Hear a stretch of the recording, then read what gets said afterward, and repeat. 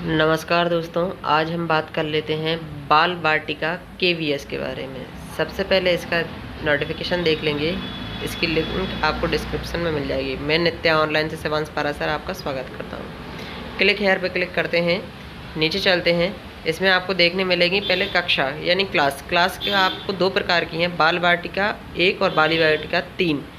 इनके स्कूल के बारे में मैं पहले आपको बता देता हूँ कि कैसे देख सकते हैं आप स्कूल के लिए आप इसी लिंक के ओपन करने के बाद में क्लिक हेयर पर क्लिक करने के बाद में ऊपर देखेंगे लिस्ट ऑफ बाल वाटिका केवीएस दिखाई देगा। इस पर आप क्लिक करेंगे। जैसे ही आप क्लिक करते हैं तो इसमें आपको बाल वाटिका यानी बाल वाटिका 3 है, 1 है, 2 है, ये सब दिखाई देंगे और इस साइड आपको स्कूल दिखाई देंगे। ये आरओ यानी कि रीजनल ऑफिस कहाँ कहाँ लग रहा है उनका वो दिखाई देगा आपको। बाल वाटिका 1 जैसे आप देख सकते हैं उत्तर प्रदेश में है। बाल वाटिका 1 बहुत कम है, बाल वाटिका 3 अधिकतर ज़्यादा मिलेंगी आपको।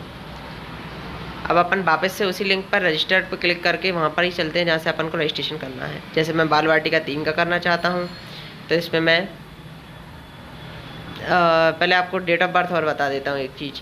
इसमें डेट ऑफ बर्थ के बहुत ज़्यादा इशू है, तो पहले डेट ऑफ बर्थ का क्राइटेरिया समझ लीजिए। अगर आप बाल वाटिका 1 के लिए अप्लाई कर रहे हैं तो आपका बच्चा 1/4/2021 से लेकर 1/4/2020 के बीच में जन्म उसका होना चाहिए। और अगर आप इसी प्रकार से बाल वाटिका 3 में अगर आप अप्लाई करना चाहते हैं तो इसमें आपका बच्चा 1/4/2019 से 1/4/2020 के मध्य में जन्म होना चाहिए। इनसे ज़्यादा या इनसे कम होने पर वह मान्य नहीं होगा।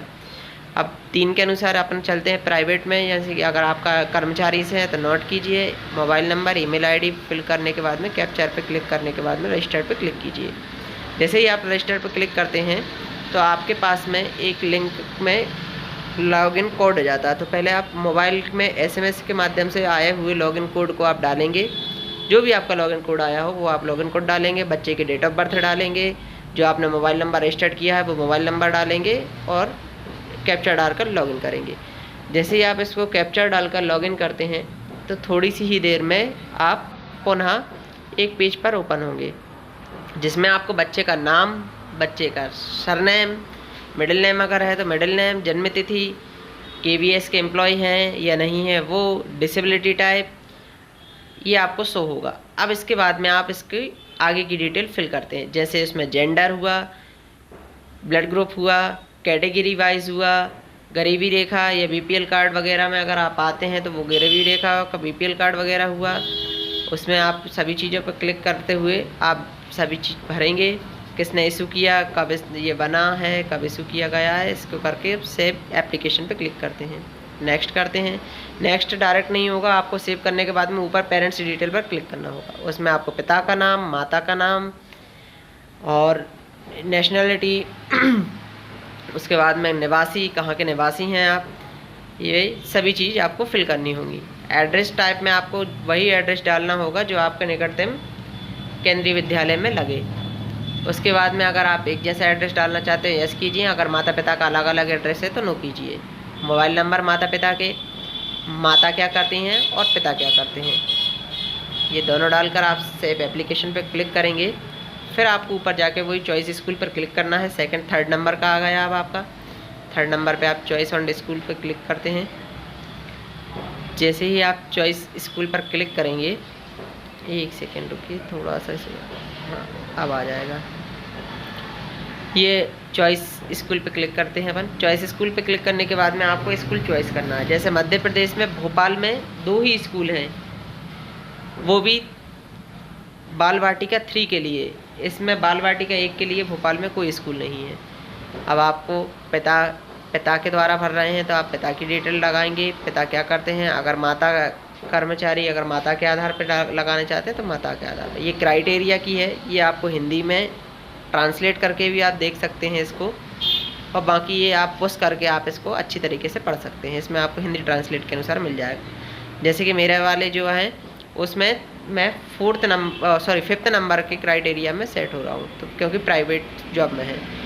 इसी तरीके से आप सेकंड स्कूल भी डाल सकते हैं, थर्ड स्कूल भी डाल सकते हैं अगर आपके लिए कोई बाहर के स्कूल चाहिए हैं तो, लेकिन वो बाहर के स्कूल मिलना ना के बराबर रहेंगे। उसी के अनुसार आपकी जो भी लिस्ट होगी वो लिस्ट में सिर्फ वही स्कूल खुलेंगे जो इस बाल वाटिका में आप सेट होंगे। जैसे अब मैं इसका भोपाल क्रमांक 2 भी डाल देता हूँ। वही फिर पुनः पिता के मदद से अपन भरना चाहते हैं तो यानी पिता जॉब में है तो पिता का, माता जॉब में होती तो माता का। सेव एंड नेक्स्ट एप्लीकेशन पे क्लिक करते हैं।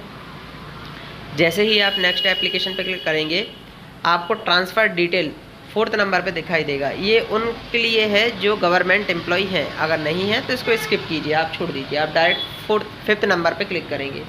अपलोड डॉक्यूमेंट्स पे क्लिक करते हैं। डॉक्यूमेंट्स में बच्चे का फ़ोटो जो कि 256 KB के अंदर का होना चाहिए और बच्चे के जन्म तिथि का प्रमाण पत्र यानी बर्थ सर्टिफिकेट, दोनों चीज़ें आप अपलोड करेंगे। व्यू पर क्लिक करेंगे, दोनों चीज़ें आप व्यू कर लेंगे सही है या नहीं है। अगर सही है तो दोनों को कट करने के बाद में इसकी लिस्ट आपको नीचे दिख जाएगी कि आपको कौन कौन से दस्तावेज स्कूल में समक्ष प्रस्तुत करने होंगे, ये सभी आपको डिटेल मिल जाएगी। आप प्रीव्यू पे क्लिक करेंगे, ये आपका फॉर्म आ गया है, इसको आप बहुत अच्छी तरीके से जांच लीजिए। अभी भी कोई दिक्कत है तो आप इसको एडिट अभी कीजिए, अन्यथा फॉर्म भराने के बाद में आपको पूरा फॉर्म पहले कैंसिल करना होगा, उसके बाद में पुनः भरना होगा और वो भी डेट के अंदर। अगर आप डेट के बाद में भरेंगे तो कोई मतलब का नहीं रहेगा। इसको आप बहुत अच्छी तरीके से जांच लीजिए। जांच करने के बाद में इसमें एक चीज़ का ध्यान दीजिए, आप कंफ्यूज ना हो। इसमें 2 फॉर्म तरीके के शो करेगा। 2 फॉर्म इस वजह से शो करेगा क्योंकि एक है आपका जैसे शिफ्ट 3 का, मैंने 2 स्कूल भरे हैं तो ये शिफ्ट 3 और ये शिफ्ट 2 वाला है, मैंने जो बता दिया आपको क्रमांक 2 है। इस तरीके से आपको 2 फॉर्म शो करेगा। वो बताता है कि आपने कितने स्कूल चूज़ किए हुए हैं। डाटा दोनों में सेम रहेगा। डिक्लेरेशन पे क्लिक करते हैं, नीचे आएंगे, ये सभी पढ़ने के बाद में आई हैव रीड कन्फर्म में क्लिक करेंगे। सेव टू सबमिट पे क्लिक करेंगे, ये आपका सेव हो जाएगा। सेव होने के पश्चात आपको सबमिट पर एप्लीकेशन करना है। इसमें आपको एक OTP शो होगा। जो भी आपको OTP आता है वो आप OTP डालेंगे इधर पर। OTP डालने के पश्चात आपको नीचे कैप्चा डालना होगा और सबमिट पे क्लिक करना होगा। जैसे ही आप इसको सबमिट पे क्लिक करते हैं, देखिए मेरा OTP आ जाए, मैं OTP के लिए इतना इसको स्किप कर देता हूँ। दोस्तों अभी तक अगर आपने हमारे चैनल को सब्सक्राइब नहीं किया है तो सब्सक्राइब कीजिए। इस तरीके से आपको OTP सबमिट करने के बाद में दिखाई देगा। इसमें आपको एक कैंसिल एप्लीकेशन दिख रहा है और एक सबमिटेड दिख रहा है। तो आप व्यू सबमिटेड पे क्लिक कर देखिए, प्रिंट ले लीजिए, ये आपका कंप्लीट हो चुका है। अब इसके बाद में आपको इसकी लिस्ट आने का वेट करना होगा।